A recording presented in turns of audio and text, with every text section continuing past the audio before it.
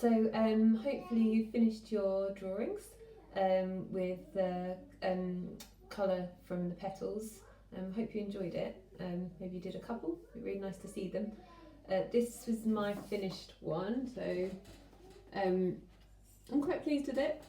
So what I did, I thought that I wouldn't. I started using a Sharpie and I felt that it was too dark and too black. So then I went into using a biro, and then actually what I started to do was just using both. So using this main rose as sort of the one in the foreground, and then doing slightly less on these three. So this one's the sort of, it's meant to look more three-dimensional by using these using less of the Sharpie.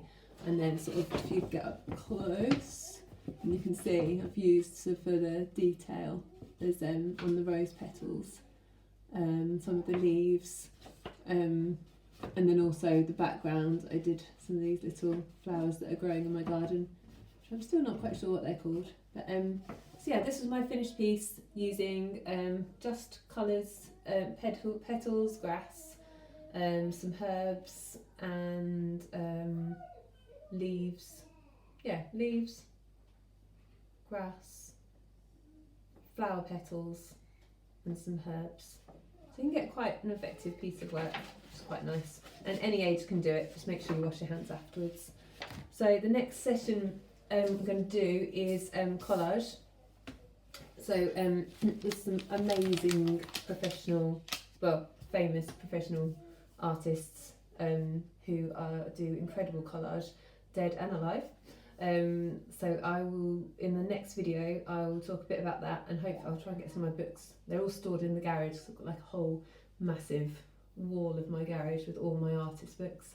So I'll get those out and show you some really interesting ones. But there's people like Hans Hark, and it's just loads, do amazing stuff.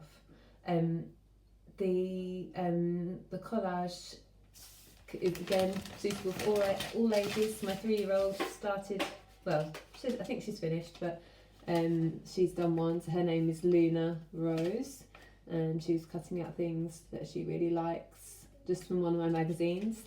So using old magazines, newspapers, old books. So first of all, if you just gather everything up, gather images that you really like, gather words, maybe you have like inspirational quotes or something like that. Maybe base it on a topic. So I'm not quite sure what my topic's going to be, but we're going to make surrealist collages rather than sort of, yeah, there'll be a topic, but but I'm hoping that it'll be more sort of surrealism way.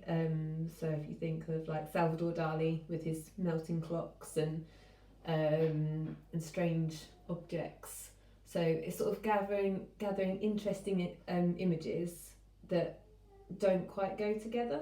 So I've already found a few different things in magazines, and I'm going to do some play with words as well. So if you start gathering those together, of course, carry on, get going, and I'll show you what I've done as I go. So this one won't be very long, the videos. It will literally be sort of introducing you to a few different artists that then you can go and Google, and then look up for some more ideas. Scissor skills, they're so important. So I teach in a primary school. I'm a communicator, interpreter for the deaf, but obviously I'm in the classrooms all day working with children, and even children sort of that are 9, 10 are still struggling with cutting. So while we're all stuck at home, sorry, I've just got a battery saying my battery's low. While we're all stuck at home, getting the kids to practice with scissors, even like my 3-year-old is using normal adult, small but normal adult scissors. I'm just watching her carefully and helping her. It's really good for their coordination, and for us adults, well, it's good just to quite relaxing, cutting around really intricate things.